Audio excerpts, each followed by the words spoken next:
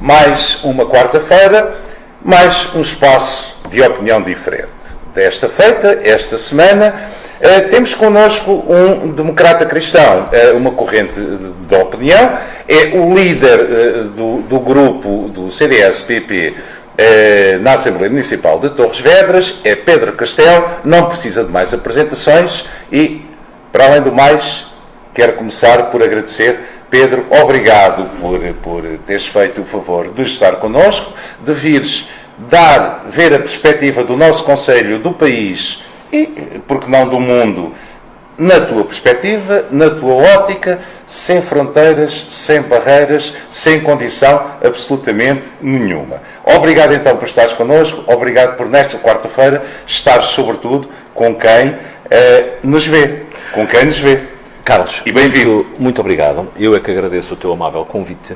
É a primeira vez que estou aqui contigo neste espaço que eu acho que tem sido tão importante e que nos tem trazido realmente opiniões tão diversas como tu disseste. Também não exageremos. Não, é importante, sabes porquê? Porque eu entendo que num conceito como Torres Vedras, numa cidade como Torres Vedras, tudo aquilo que nos traz correntes diferentes de opinião e, de certa maneira, nos traz opiniões independentes, eu acho que é muito importante. E, portanto, eu é que te agradeço o teu amável convite. É para mim uma honra, um privilégio e um prazer estar aqui contigo. E vamos a isto. A apresentação que eu fiz, isto não bateu muito ao lado, não? É que isto por vezes não bate tão bem quanto isso. Eu acho que acertaste na mousse. O meu nome é mesmo Pedro Castelo. Para quem não me conhece tão bem, tenho 51 anos de idade. Sou de Torres Vedras já há muitos anos, apesar de não ser natural de cá, sou natural de Lisboa. Vim para aqui e por cá fiquei, com muitos neste Conselho, cada vez mais. Sou democrata cristão, sou de facto um homem de direita, se calhar sou mais de direita do que às vezes de direitas, ou homem às direitas. Sou efetivamente uma pessoa que tenho uma convicção plena naquilo que é os valores conservadores e também democratas cristãos que o CDS representa, e daí talvez tenham sido esses os motivos de, há mais de, não te quero mentir, mas assim contas por alto, agora não quero parecer um engenheiro Guterres, mas há mais de 28 anos que aderi ao CDS e por cá estou, por cá me mantive, sempre fiel a certos valores que a mim me dizem muito, de facto.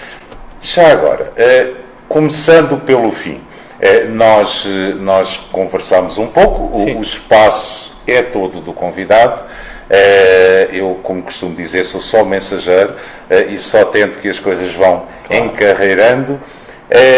E o que estava para o fim adequa-se um pouco à conversa que o Pedro Castelo acabou de ter.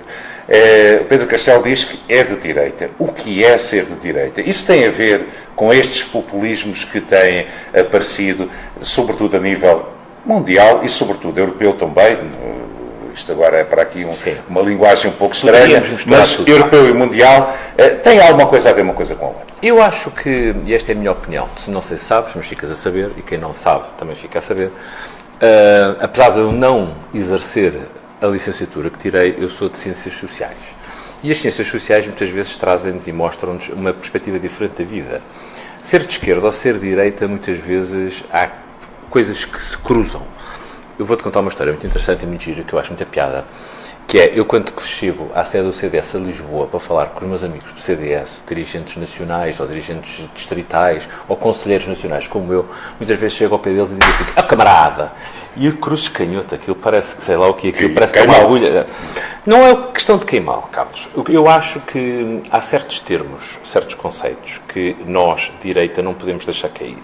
O camarada, a solidariedade, e outras, a fraternidade e outros conceitos ou termos, se assim quisermos, são transversais aos valores da esquerda ou da direita.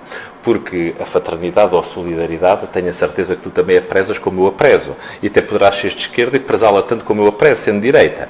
Agora, de facto, o que talvez distinga hoje neste mundo ser de direita ou ser de esquerda tem a ver com correntes de decisão e de escolha política que eu acho que são importantes. E são importantes por uma razão muito simples.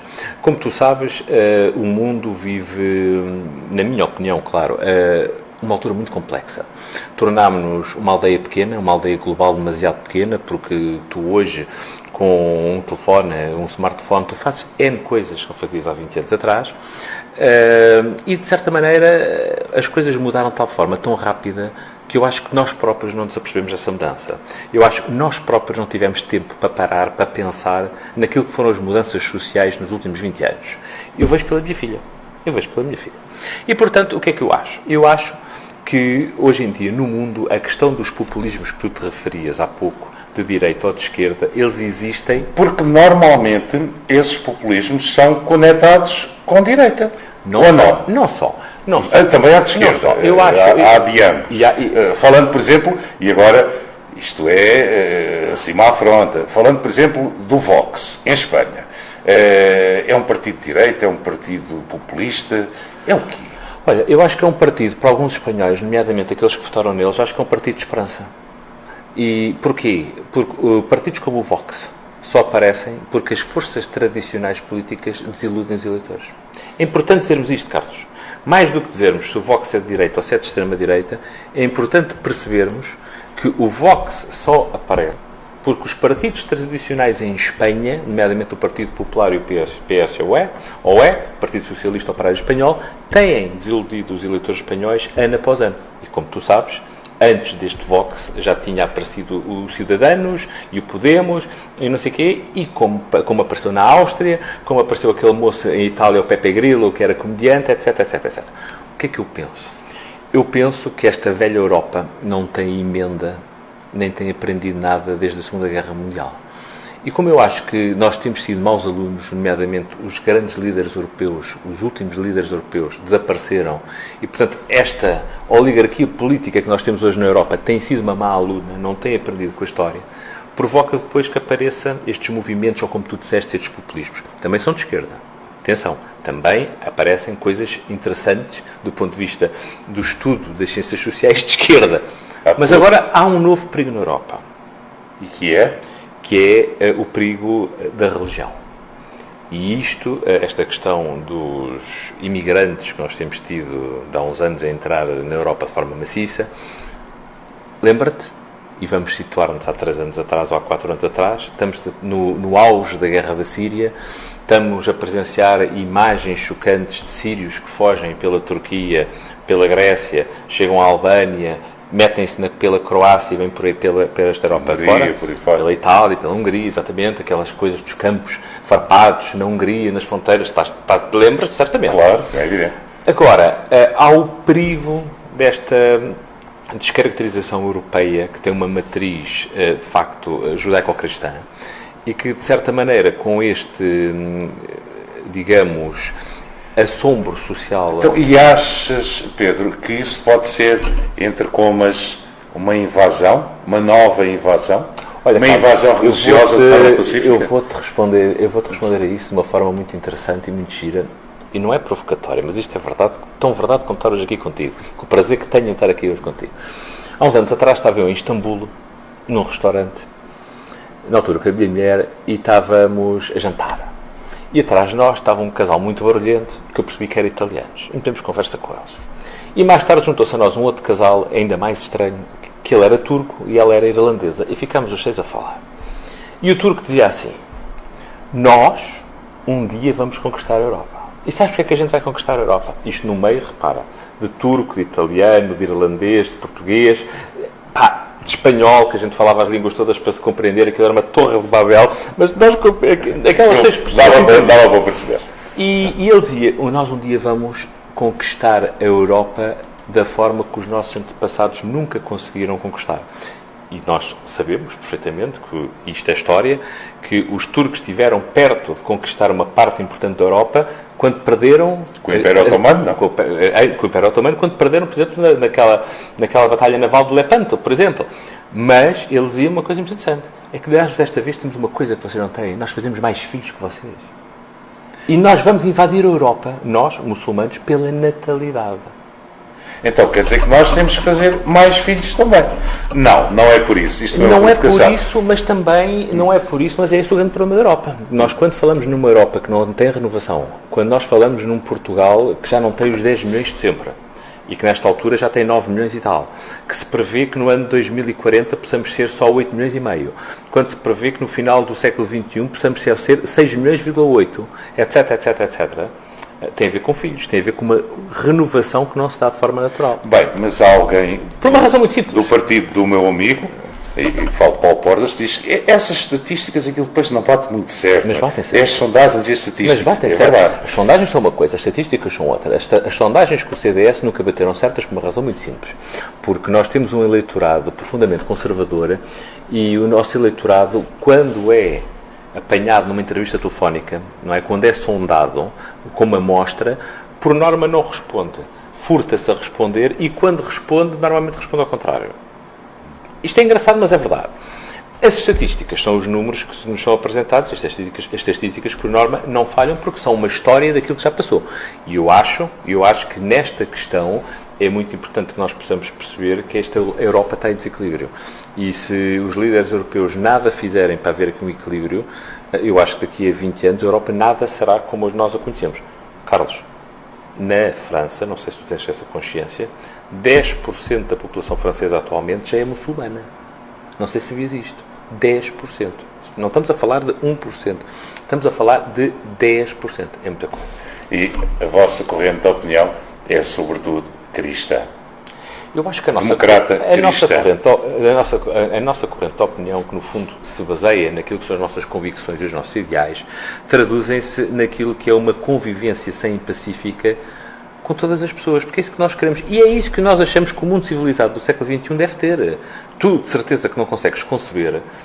Vamos agora vamos tornar isto ainda mais aliciante. Vamos misturar à política, à religião, o futebol. Vamos misturar o futebol aqui. Estava a correr tão bem. E vai correr melhor ainda, Carlos. E vai correr melhor ainda. E agora, repara. Tu és benfiquista, eu assumo desde já como sportinguista, e agora não faz sentido... Eu era árbitro, vou Sim, ficar do lado. Eu sei. Eu lembro-me dessa tua faceta. E agora eu digo-te assim. É impensável para nós que as pessoas não possam conviver mediante os seus credos, as suas convicções, os seus gostos. Não é?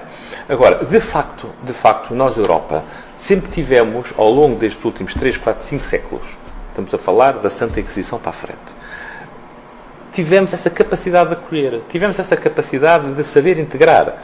Eu acho que atualmente não sabemos. E não sabemos, e acima de tudo, não estamos preparados para uma nova realidade, que também é rápida. Lá estamos nós outra vez nas mudanças sociais rápidas, e que a Europa não está a fazer nada para estabelecer o seu próprio rumo. Ou seja, a Europa não está a conduzir. A Europa, nesta altura, deixa-se conduzir. E isso é mau. Já agora, nós estamos a chegar a uma fase, e é já agora, no final deste mês, vais-me ajudar, com certeza, dia 20 e qualquer coisa, 21 ou 28, vamos ter eleições europeias. Dia 20 e... 26, acho que é um... 26, nem bate nem 21, nem 28. Estamos a falar isto aqui, sem ver o calendário, daqui a bocado estamos a fazer má figura. Não, pronto, mas vamos ter eleições para o Parlamento Europeu. Onde a tua corrente de opinião também tem candidatos, também concorre. Qual é a grande mais-valia deles e o que é que eles defendem, basicamente? Olha, se é que eu posso perguntar isto. Claro que podes. Eu acho que o CDS, e esta é a minha opinião, claro, tem um candidato muito bom, tem um homem que, na minha opinião, não tem medo de afrontar, de dizer o que pensa e, acima de tudo, não tem medo daquilo que é a plena exposição daquilo que é o pensamento político dele e também do partido, que é o Nuno Melo. Eu acho que o Nuno Melo já provou nestes últimos 4 anos, e já tinha provado antes, em Portugal, no Parlamento, que de facto é uma pessoa que não se poupa, não se escuda, não se protege. Acho que nós precisamos de políticos que não se escondam. Eu lembro-me perfeitamente, recentemente, e por um passado recentemente trágico da nossa história, refiro-me aos incêndios de 2017, de o país estar em polvorosa com aquilo que estava a passar e temos um Primeiro-Ministro de férias. Eu lembro-me disso. Eu tenho memória.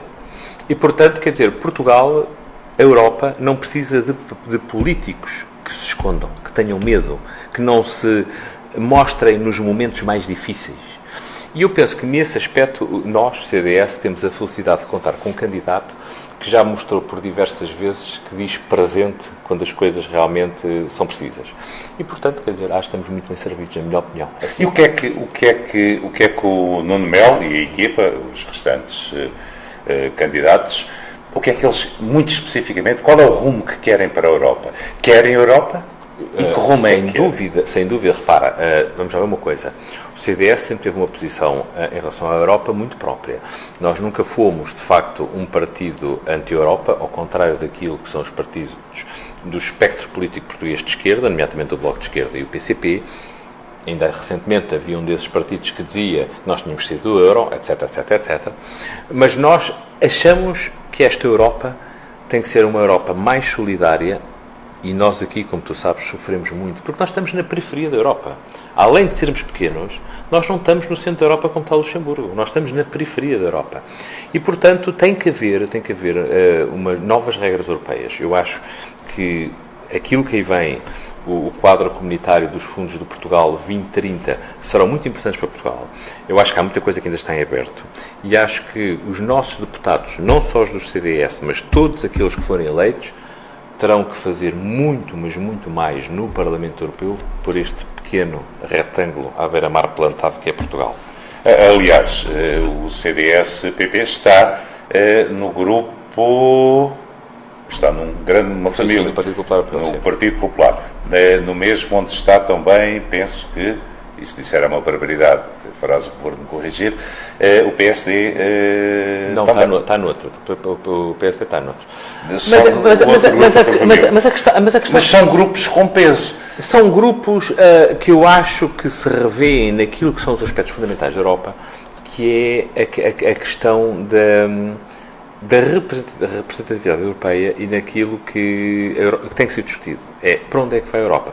Agora, o problema, Carlos, que eu vejo, e isto é que me assusta, é que ainda não vi um líder europeu, fosse ele quem fosse, ou de que partido fosse, ou de que país fosse, de apontar um caminho e dizer assim, com toda a certeza, nós vamos por aqui, este é o rumo, esta é a saída, esta é a solução.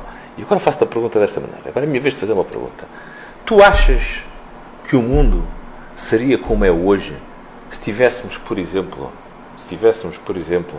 um Helmut Kohl na Alemanha, uma Margaret Thatcher na Inglaterra, um Ronald Reagan nos Estados Unidos? Eu não acho nada. O que é que o Pedro Castelo acha? Eu acho que seria manifestamente diferente, sabes porquê? Porque é preciso líderes carismáticos, de certa maneira, o carisma para um líder é extremamente importante, mas é assim preciso líderes sem medo de atuar. E eu acho que nós hoje em dia vivemos na Europa, e também em Portugal, lideranças fracas de pessoas que, sendo líderes, não têm coragem de assumir essa liderança. Por falar em líderes e coragem de assumir essa liderança, passar para o espectro nacional, passar para o nosso país, onde também vão ter lugar eleições mais para o final do ano. Nós estivemos quase para ter eleições agora, eventualmente. Acreditas nisso?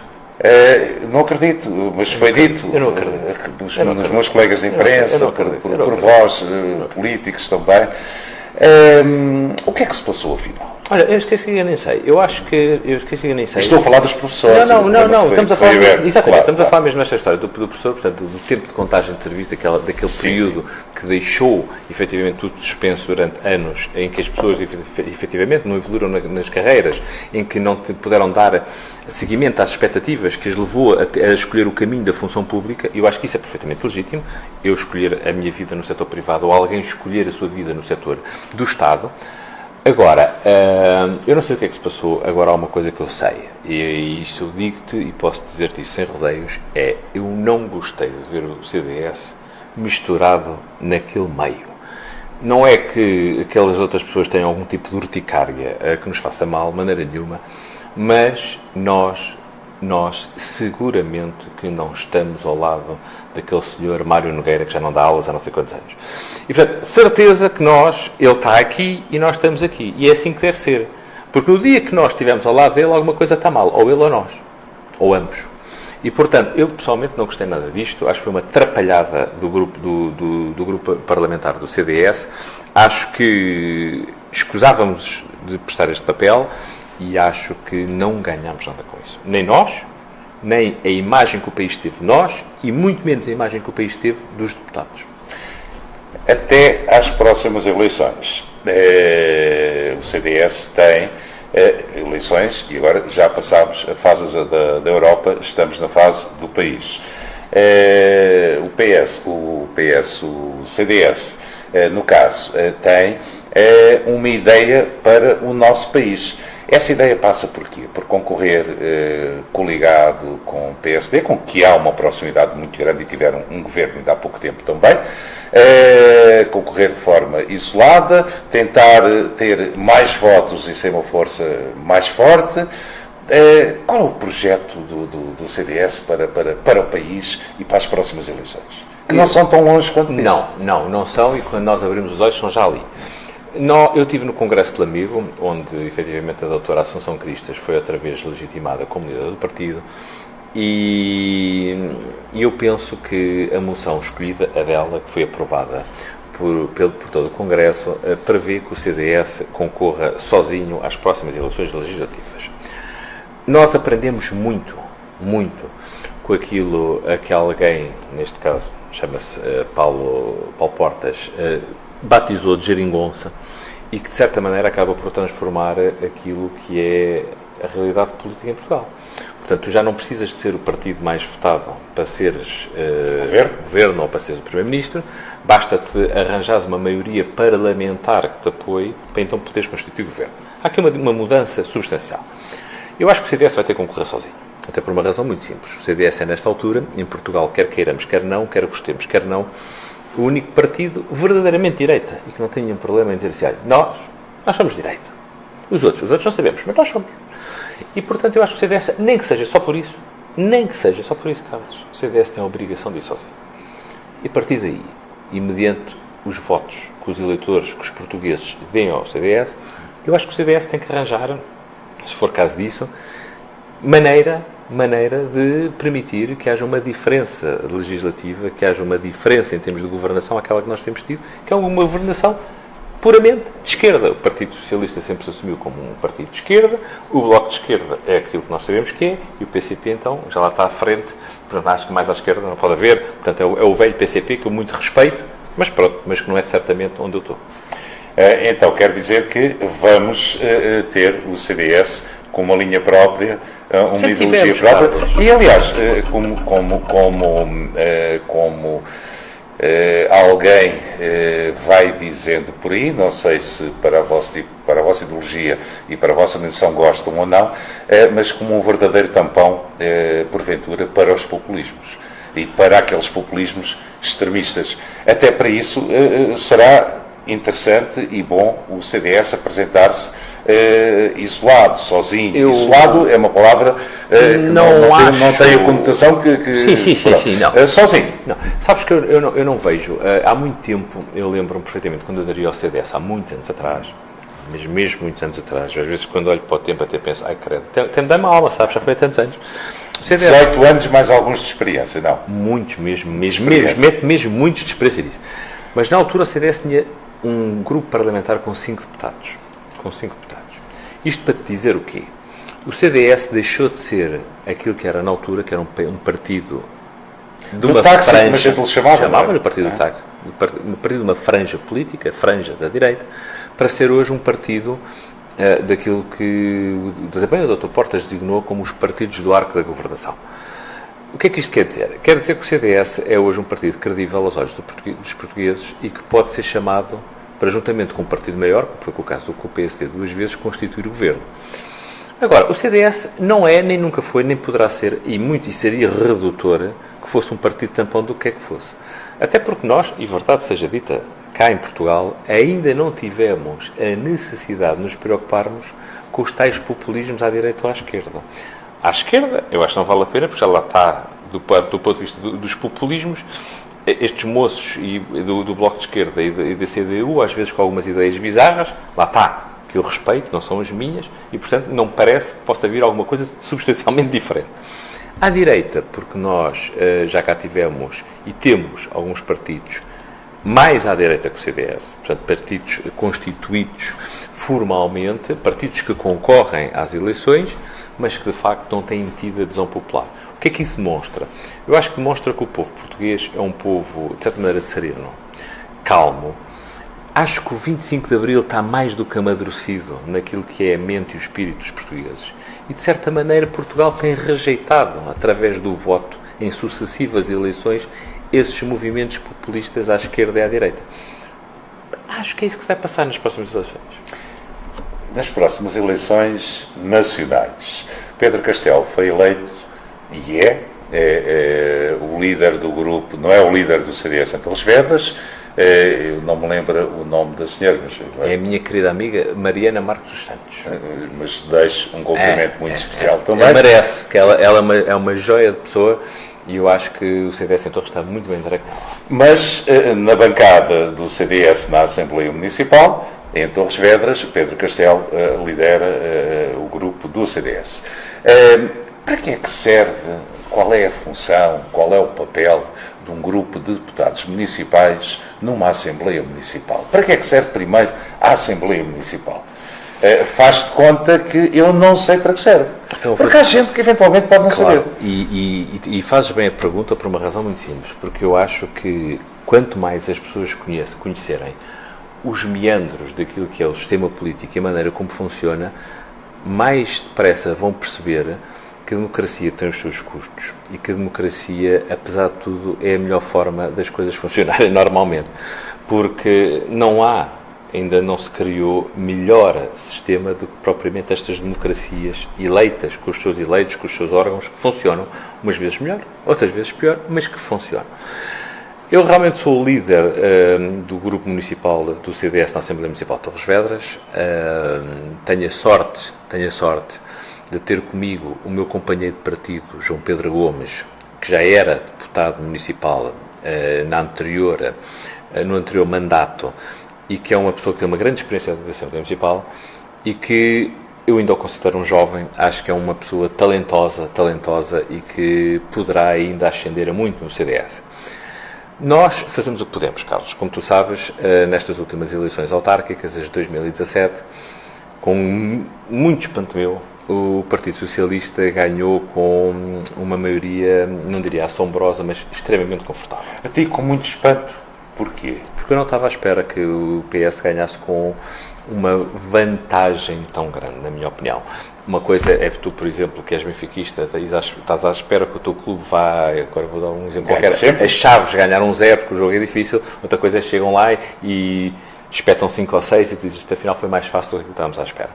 Eu acho que cá em Torres o PS ganhou de uma forma demasiado fácil, demasiado pesada para nós, e acho que aí nós somos os únicos culpados, nós coligação, porque de facto se calhar não conseguimos traduzir para as pessoas aquilo que eram as nossas propostas. E de facto hoje na Assembleia Municipal nós, estando em minoria, nós e também os eleitos do PSD, partido que concorreu coligado connosco, fazemos aquilo que podemos. A Assembleia Municipal é, por definição, o órgão deliberativo e fiscalizador do município. O que é que isto quer dizer? Nós temos o município, que é a Câmara Municipal e a Assembleia Municipal. A Câmara Municipal tem um executivo de 9 vereadores. Este número de vereadores, não sei se tu sabes, mas varia conforme a população do concelho. Portanto, em Lisboa são, salvo erro, não te quero mentir, 19. Porquê? Porque Lisboa é o maior concelho do país, em termos de habitantes. Nós cá em Torres Vedras, atualmente somos, em termos populacionais, o 31º concelho do país. Éramos o 30º. Mas no final do ano fomos ultrapassados por Mafra, sabias? Já? Já. Então, mas Mafra tem menos eleitores do que Torres Vedras, pelo menos tinha. Tem mais. Nos últimos cadernos eleitorais. Tem mais. Mafra, nesta altura, tem mais habitantes que o concelho de Torres Vedras. Não muitos mais, estamos a falar de cerca de 3.000, 2.500, 3.000 pessoas. Estamos a fugir aqui um pouco da Assembleia Municipal e saber para que é que serve. Mas já a Câmara é o poder legislativo. Exatamente. Quem gera o concelho. E tudo aquilo que a Câmara produz vai à Assembleia Municipal, o órgão deliberativo, para ser aprovado. E também para ser fiscalizado. Nós aprovamos em Assembleia Municipal, em sede da Assembleia Municipal, o orçamento e mais tarde vamos ver as contas desse mesmo orçamento, se foi cumprido ou não, os desvios que houve, alterações, etc. E, portanto, eu acho que, proveniente daquilo que têm sido as mudanças legislativas dos últimos anos, cada vez mais coisas, mais diplomas, mais competências vêm à Assembleia Municipal. E, portanto, a importância da Assembleia Municipal é uma importância crescente na deliberação, crescente na fiscalização. E, portanto, é muito importante que haja, às vezes, vozes discordantes, as chamadas vozes chatas, como é a minha, para que, de facto, as pessoas possam ouvir uma outra alternativa, porque também sabemos que na Assembleia Municipal de Torres Vedras, e é assim com todas as maiorias, há os yes men que votam, não é? Faz aqui uma corda, não, aquilo faz assim, braga. E é assim. E, portanto, eu acho que nós, nesse aspecto, o CDS tem tido um papel importante naquilo que são as propostas, naquilo que são, efetivamente, os momentos de discórdia que temos proporcionado e também nos caminhos alternativos que temos apresentado. O Partido Socialista, ainda recentemente, e pasme-se, chumbou uma proposta nossa de criação de uma Comissão de Transportes e Mobilidade, agora tenho que meter aqui outro assunto, em Alenquer, por causa do mesmo assunto, foi o próprio Partido Socialista de Alenquer a propor e a ser aprovado. Então, mas como é que num dos lados é proposto por uma força, e no outro lado é proposto pela outra, mas, Carlos, o que eu acho afinal, pensam da mesma forma? Pensam da eu mesma acho que maneira? eu acho que o Partido Socialista de Torres Vedras tem tido um problema muito grande, que tem se entrincheirado muito e tem, de certa maneira, tornado-se orgulhosamente só, autista, mudo, surdo, não ouve, não fala, decide pela maioria. Então, mas é isso que as maiorias permitem, ou não? É isso que as maiorias permitem, mas essas são as maiorias pouco inteligentes. Porque as maiorias inteligentes ouvem muitas vezes as oposições, tentam captar dela o melhor, tentam puxar dela as diferenças, tentam obter junto delas compromissos para o futuro, de certa maneira renovando assim também as maiorias. E não é isso que acontece em Torres Vedras? Não é isso que acontece em Torres Vedras. Eu acho que nós em Torres Vedras vivemos um momento talvez deslumbrante para o atual poder socialista, porque, como eu te disse, há cerca de 2 anos ganhou as eleições de forma maciça, portanto, de forma confortável, mais do que confortável, digamos sem receios, mas, de certa maneira, isso depois cria aquela soberba da maioria. Nós podemos o que queremos, nós fazemos o que queremos, isto é tudo nosso, isto é ótimo, a gente faz, a oposição não conta. Então, mas o lema do Partido Socialista, ao concorrer, também foi Torres Vedras, a nossa casa. Ou seja, o nosso conceito, a nossa casa. Acho que era mais a casa deles. Não, do conceito. É melhor pedir. Isto foi uma provocação. Agora, quais são os principais pontos de discórdia que o CDS tem para com a atual governação do município? Se é que tem. Porque o Pedro Castelo acabou de me dizer que acabou de apresentar uma proposta na Assembleia Municipal que o PS de Alenquer apresentou em Alenquer. Eu ouvi bem, percebi bem. Quais são os principais pontos de discórdia? Eu acho, Carlos, que nós temos, e já tínhamos, antes das eleições, algumas propostas que nos diferenciavam do Partido Socialista que passavam por coisas muito específicas. Nós, por exemplo, eu identifico-me com o atual Presidente da Câmara, Torres Vedras, agora vou-te falar de uma semelhança. Quando nós falamos da questão do hospital, quando nós falamos da questão de saúde, quando nós falamos naquilo que tem sido os esforços do Presidente da Câmara para resolver o problema das instalações de volutas do antigo Sanatório do Barro, quando nós vemos que realmente tem sido feito um esforço por parte do Presidente da Câmara e uma preocupação sempre presente, verdade seja dita e justiça lhe seja feita, naquilo que é as questões de saúde, nós revemos nisso e estamos ao lado dele. Agora, não podemos estar ao lado dele quando, por exemplo, ao nível da Promotorres, que eu acho que não tem nenhuma razão para existir. Eu acho que a Promotorres é daquelas coisas que, enfim, era um X por cima, era integrar os empregados todos da Promotorres na Câmara Municipal de Torres Vedras para não criarmos desemprego. E aquilo não serve para nada, a não ser para gastar dinheiro. É o contrato milionário do edifício do Mercado Municipal, agora o novo contrato, nós votámos contra, claro, sobre a exploração das Expotorres, etc. Então, mas a Promotorres não foi criada, sobretudo com o fim de acelerar e agilizar processos, sobretudo no que faria avançar as coisas, sem terem que ir a concurso público? Não faço ideia. Eu, quando olho para a Promotorres e quando leio o nome, li aquilo 3 vezes para ver se me soava bem. Promotorres. Vamos separar as palavras. Promotorres. Eu pensei que era Promoção Torres Vedras. Ou seja, criar uma espécie de uma agência, de uma empresa municipal que promovesse Torres Vedras do seu concelho. Eu acho que fazia sentido. Se fosse esse o objetivo da Promotorres, promover os 20 km de costa que nós temos. promover aquilo que não existe entre Ericeira e Peniche, que é o surf. Já reparaste que as ondas devem parar entre Ericeira e Peniche? Não, Santa Cruz também tem surf de vez em quando. Mas não vamos de vez em quando, enquanto a Ericeira e Peniche têm sempre. Há aqui uma pequena diferença. E, portanto, nós achamos que a Promo Torres não serve para meter lá os amigos da A, B, C e D, porque é isso que tem acontecido. É isso que tem acontecido. A Promo Torres não pode servir para criar um plano de mobilidade que depois não funciona. Então, mas mobilidade tem a ver com promoção? A Promo Torres, como tu sabes, gera todo o espaço de estacionamento na cidade de Torres Vedras. Com estas novas competências do trânsito, até pode acontecer que a Promo Torres venha a gerir outros espaços de estacionamento no concelho, nomeadamente em Santa Cruz, na época balnear. Bem, aí eu peço, Pedro, nada de dar ideias. Aquilo está sossegadinho. Eu acho que o Sr. Parquímetro de Santa Cruz não. Eu acho que o Sr. Presidente da Câmara já tem essas ideias. Sabes? Eu acho que ele ainda não disse, mas acho que ele já as tem. Não vamos dar ideias. Eu acho que ele já as tem. Porque, de facto, aquilo que nós temos visto é um crescer da Promo Torres de forma artificial, através de competências que o município lhes dá, que o município podia, de certa maneira, fazer por si e assegurá-las, porque, de facto, há um caminho trilhado nesse sentido. Nós, por hoje, estivemos com uma conversa muito interessante. Falámos um pouco de tudo. Este também é o primeiro programa, é o primeiro de uma série deles. Eu deixo o desafio, não sei se o Pedro o aceita, a voltarmos cá daqui a um mês e pouco, depois das eleições para o Parlamento Europeu, com apontado para outros temas, para o nosso Conselho aqui, para Torres Vedras. Sim, que eu acho que há muito que falar. Muito que falar. Não tivemos tempo de falar da linha do Oeste. Da linha do Oeste.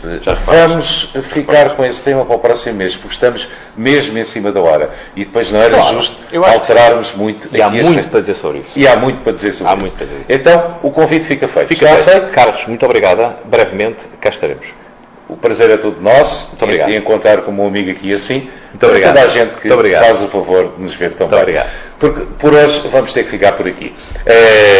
Vamos ter o nosso colega Carlos com o seu programa já de seguida, aqui na RTV ON, e a opinião de uma corrente de opinião também, perdoe-me o polionasmo, ficará para a próxima quarta-feira com outro convidado. Daqui por um mês e pouco, voltaremos a ter connosco Pedro Castelo para nos dizer tudo o que pensa sobre o país, sobre a nossa região, sobre Torres Vedras e, por que não, sobre o mundo também. Obrigado por ter estado connosco. Até para a semana.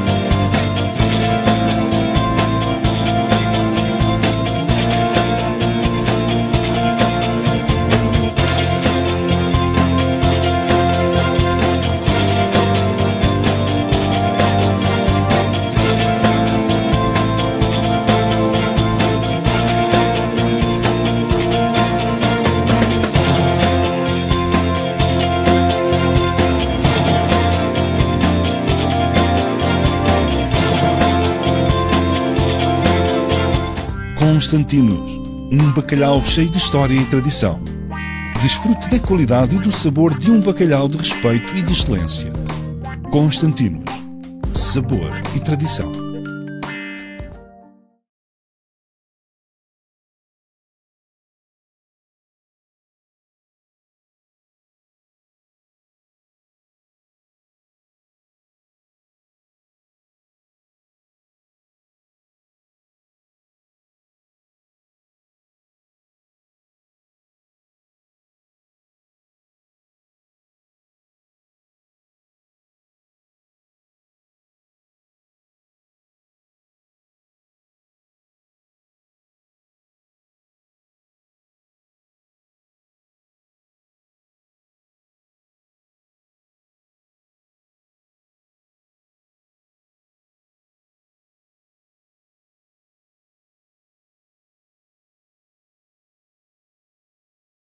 Colchões Bom Repouso. Há mais de 50 anos a cuidar do seu sono e descanso.